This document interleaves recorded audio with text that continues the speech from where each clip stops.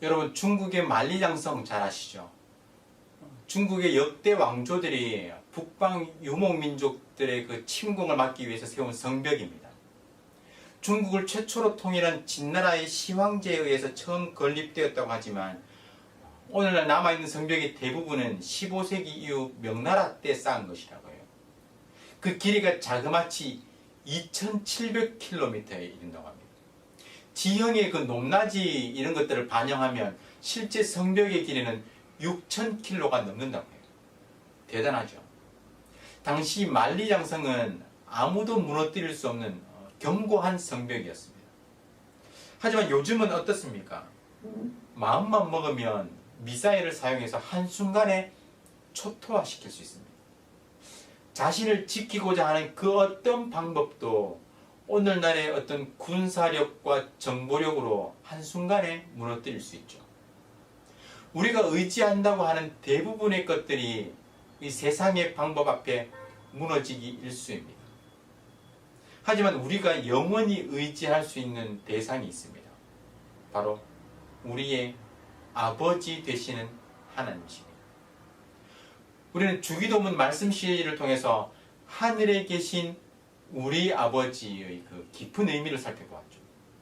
오늘 본문은 그 하나님, 우리의 아버지 되시는 하나님을 의지하라 라고 이렇게 말씀하고 있어요. 이사야 선지자는 이스라엘의 현실을 직시하고 있었습니다. 이스라엘은 역사 속에서 계속해서 반복해서 죄를 범했어요. 하나님을 불신하고 불순종하고 끊임없이 하나님께 등을 돌렸습니다. 그래서 이사야 선지자는 이스라엘의 죄에 대한 하나님의 은혜와 용서를 구하고 있는 거예요. 오늘 본문에서 하나님께 직접적으로 간청하는데요. 그 간청은 먼저 하나님을 향한 불평으로 시작합니다. 15절을 보세요. 주여 하늘에서 굽어 살피시며 주의 거룩하고 영화로운 처소에서 보옵소서. 주의 열성과 주의 능하신 행동이 이제 어디 있나이까? 주께서 베푸시던 간곡한 자비와 사랑이 내게 그쳤나이다. 하나님은 하늘에 계신 분이십니다. 모든 것을 아시는 전능하시고 전지하신 하나님이신데 이사야 선지자는 그 하나님께서 이스라엘을 돌보시지 않는다고 불평하는 것이죠. 이사야가 이렇게 불평하는 이유가 무엇입니까? 그에게는 하나님이 아버지이시라는 분명한 인식이 있었기 때문입니다.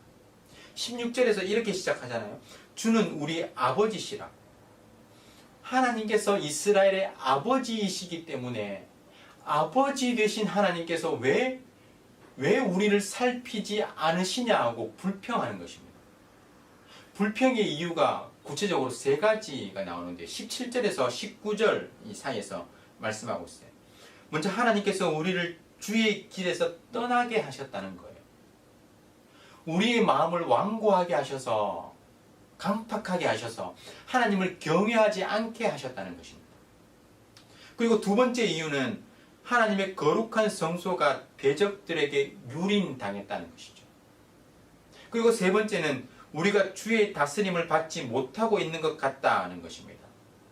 그들이 이방인처럼 지내고 있다는 것이죠. 하나님의 돌보심 없이. 결론적으로 이사야 선지자는 아버지 되신 하나님께서 자기 자녀들을 돌보시지 않는 것 같다라고 하면서 불평하고 있는 것입니다. 하지만 이 불평 가운데 우리는 하나님의 마음을 생각해 봐야 합니다. 이스라엘은 하나님께 돌아오시옵소서라고 불평하며 간구하지만 하나님은 우리에게 돌아오라고 말씀하시는 거예요. 하나님은 변함없이 그 자리에서 우리를 향해 계십니다. 우리에게서 시선을 돌리지 않으시고 그 자리에서 변함없이 우리가 돌아오길 원하시는 거예요. 돌아선 자들은 우리입니다. 우리가 다시 하나님께 돌아서면 되는 거예요. 이사야 선지자는 불평으로 시작했지만 하나님께 간청으로 나아갑니다. 하나님께서 직접 이 문제를 해결해 달라는 거예요. 오늘 우리가 읽은 본문은 64장 1절 말씀으로 이어지죠. 제가 지난번에도 말씀드렸지만 우리가 현재 보고 있는 그 성경의 장과 절은 중세 시대에 와서 구분되었습니다. 원래는 장과 절의 구분이 없이 파피루스에 길게 적혀 있었어요. 처음 그 장과 절을 구분할 때는 그 당시에 성경을 보는 관점에 따라서 이걸 구분했어요. 그런데 성경을 연구하고 또 성경 고고학의 발전과 함께 본문의 의미가 명확해지면서 장과 절의 구분을 뛰어넘는 어떤 성경 이야기의 흐름, 문맥의 흐름을 볼 수 있게 된 것입니다. 그 차원에서 63장의 오늘 본문의 그 마지막 부분, 이사야의 불평은 64장 1절부터 시작되는 그 간청으로 이렇게 이어지는 거예요. 1절부터 4절의 말씀은 마치 과거에 시내 산에 임재하셨던 하나님의 모습을 묘사하고 있는 것 같습니다. 하나님께서 하늘을 가르고 강림하시고 대적들은 두려워 떨고 또 산들도 진동하면서 하나님의 일하심을 세계 만방에 알리는 것입니다. 하나님께서 하늘 커튼을 열어젖히시고 그 모습을 보이시면서 역사하실 것을 간청하는 것이죠. 그렇게 일해 주십시오 라고 이사야 선지자가 간청하는 거예요. 하나님은 역사를 볼 때 실제 그렇게 일하셨습니다. 하나님은 홍해를 마른 땅과 같이 가르셨고 구름 기둥과 불 기둥으로 그 백성들을 보호하셨습니다. 만나와 메추라기를 통해서 그 백성들을 먹이셨어요. 그 하나님을 기억하며 이스라엘은 다시 하나님께서 일해 주시기를 간청하는 것이죠. 하나님의 일하심을 기대하고 간청하는 자들에게 무엇보다 필요한 것은 죄의 고백입니다. 그래서 이사야 선지자는 5절에서 이렇게 고백합니다. 주께서 기쁘게 공의를 행하는 자와 주의 길에서 주를 기억하는 자를 선대하시거늘 우리가 범죄함으로 주께서 진노하셨사오며. 뒤에 보면 우리가 어찌 구원을 얻을 수 있으리까. 이스라엘은 죄와 탐심 가운데 범죄하고 또 패역한 길을 걸었습니다. 그런 자들에게 하나님은 함께 하시지 않습니다.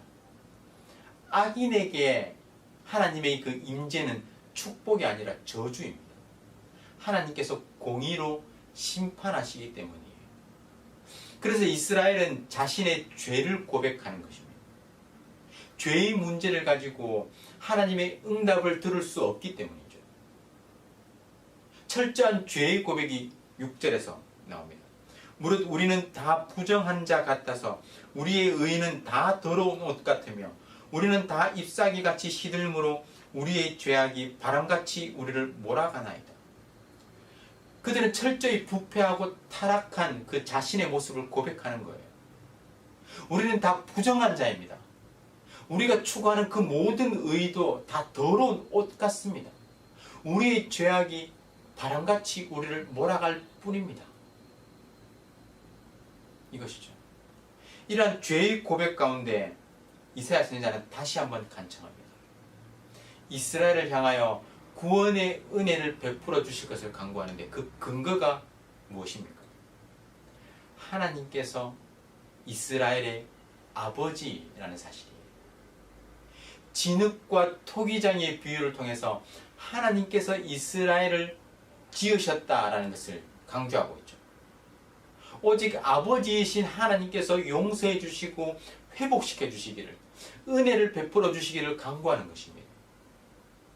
비록 지금은 황폐한 상태로 전락했지만 자신들이 하나님의 그 백성, 하나님께서 지으신 백성임을 기억하면서 하나님의 회복을 간구하는 것입니다.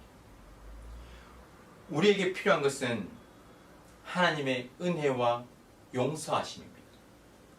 우리의 자격, 우리의 능력이 근거가 아니라 하나님께서 우리를 지으셨고 또 하나님께서 우리의 아버지 되신다는 그 사실에 근거해서 하나님의 은혜와 용서하심을 구하는 거예요.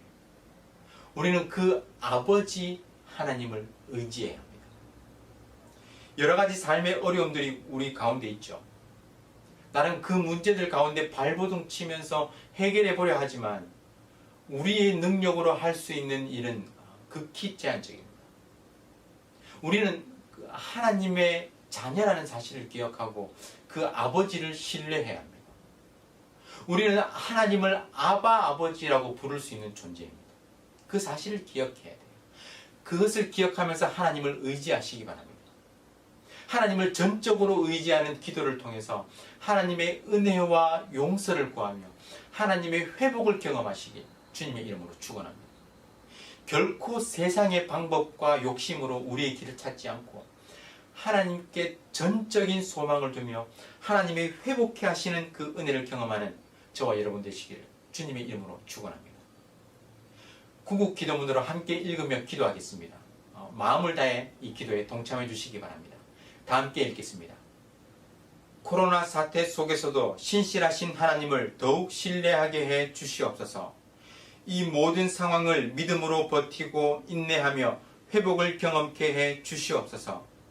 코로나 재난으로부터 모든 성도들을 눈동자처럼 지켜 보호해 주시옵소서. 코로나19가 베트남과 대한민국과 세계에서 속히 지나가게 해 주시옵소서.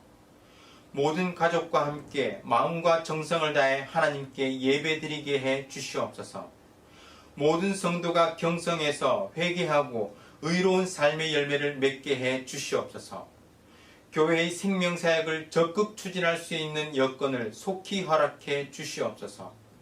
성도들이 처한 모든 환난과 어려움 가운데 피할 길을 허락해 주시옵소서. 성도들의 생업과 삶의 터전을 지켜주시고 결코 좌절하지 않게 해 주시옵소서. 이 땅에 확산되고 있는 코로나를 막아주시고 완전히 종식시켜 주시옵소서. 존귀하신 예수 그리스도의 이름으로 기도드립니다. 아멘. 오늘 말씀을 기억하며 기도하겠습니다. 하나님은 우리의 아버지 되시는 하나님이십니다. 하늘에 계신 초월적인 존재이지만 우리의 친밀한 아버지 하나님이십니다. 그 하나님께서 우리의 자격과 능력이 아닌 아버지의 사랑으로 우리를 회복시키실 것을 믿고 하나님의 은혜와 용서, 회복을 위해서 기도하시기 바랍니다.